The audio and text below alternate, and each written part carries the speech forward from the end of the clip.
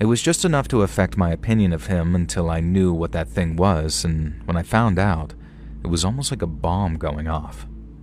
Craig acted nice and normal for the rest of the time we worked together. I didn't catch him staring at stores, and I didn't catch him in any stores after hours either. He was just Craig. Quiet, weird Craig who lied about having a pregnant baby mama because the next time I asked about it, he totally responded to me saying, "Huh? Oh, yeah, she's fine," when I asked about her. Now, I thought it was weird as hell to lie about something like that, and I hoped that the real reason wasn't like sinister or anything. But that, as it turned out, was nothing but wishful thinking. And on a day when I had to do night shift with Craig, a friend of mine sent a message to the Facebook group chat we shared.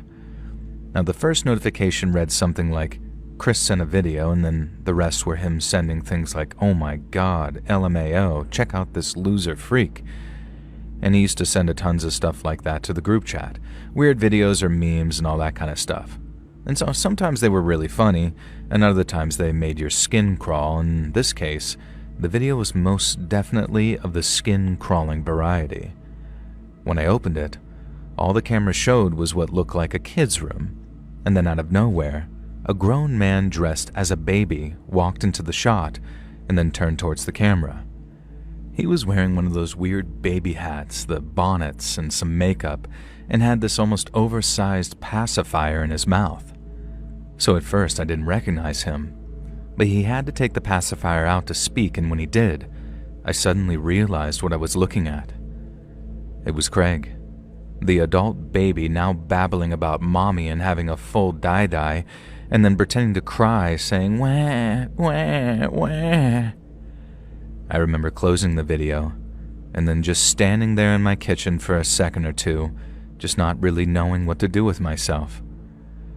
Obviously, one of the thoughts going through my head was, that's why Craig was in the goddamn baby store. He obviously couldn't wear any of the clothes there, but knowing why he was interested in them made my skin feel like it wanted to crawl off my bones.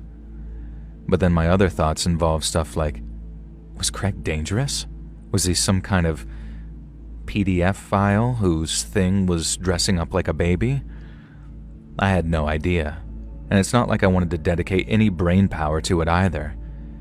It made me feel uneasy and very queasy thinking about Craig all dressed up like that, but it made me even queasier thinking that I had to spend 10 hours in a shopping mall with him, completely alone. I ended up calling my buddy Chris, the one who sent the video, to ask where he'd found it and how many people he'd sent it to. He said someone from his job sent it to him and that he'd sent it to just about everyone he knew, with obvious exceptions for family. Now that meant the video was going around town, so it wasn't going to be long until Craig got recognized for being the giant man baby in it. And while a heck of a lot of people were going to laugh their butts off at him, I knew that there would be people that thought he was a predator and would want to hurt him. But was he a predator? Or was he just some harmless weirdo? Now that was the real question, so that night while we were at work, I decided to just ask him about it. It was probably one of the most awkward and creepy exchanges of my entire life, and it took me like 3 hours to work up to it too. I wasn't scared of Craig, at least I wasn't physically intimidated by him, but if I confronted him on what was no doubt a deep, dark secret, what was to stop him from freaking out and pulling a knife on me or something?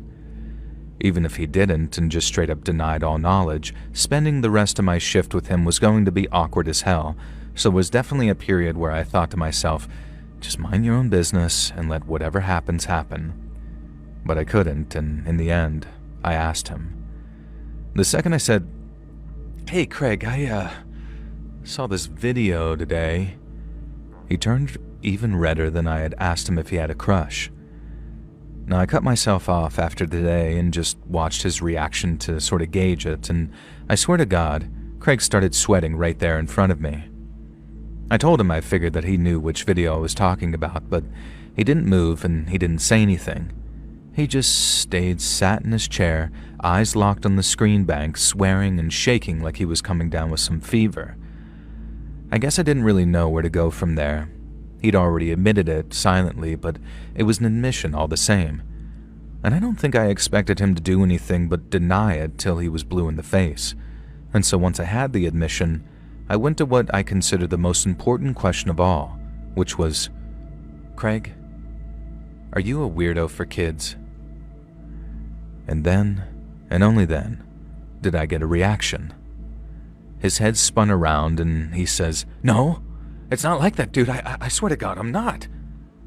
It was a very strong reaction and one that had a pinch of outrage to it, and not the kind of "please believe me" that you get when someone is lying to save their skin.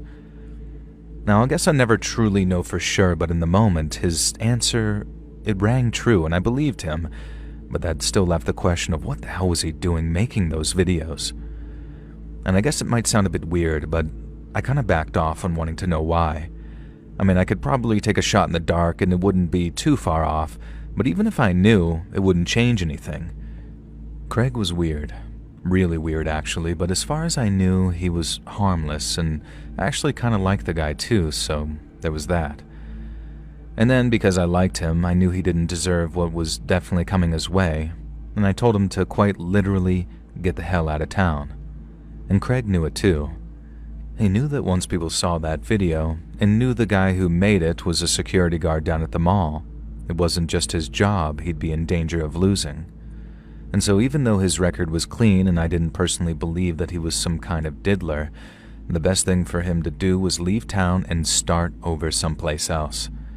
And once I was done giving my speech, Craig looked like he was searching for the right words, and then he burst into tears out of nowhere, and he didn't stop crying for a good couple of minutes.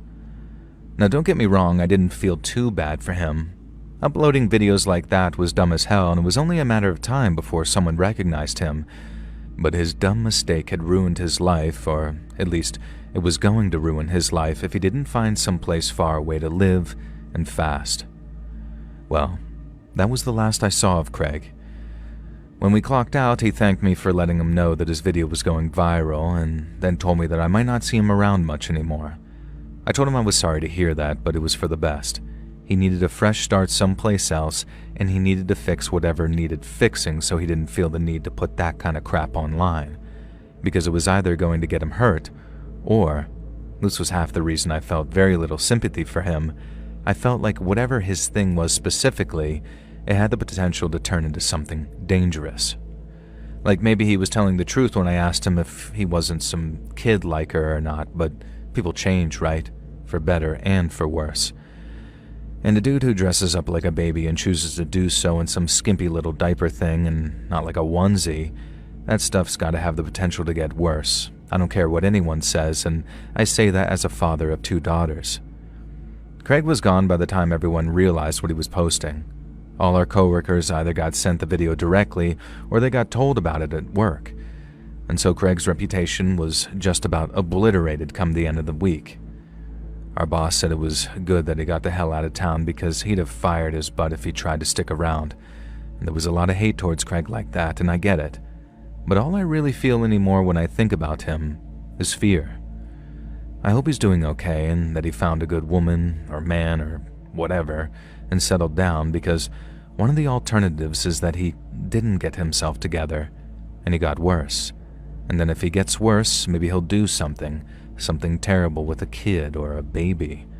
And then it'll kind of be my fault for not taking him around the back of the mall and shooting him when I had the goddamn chance.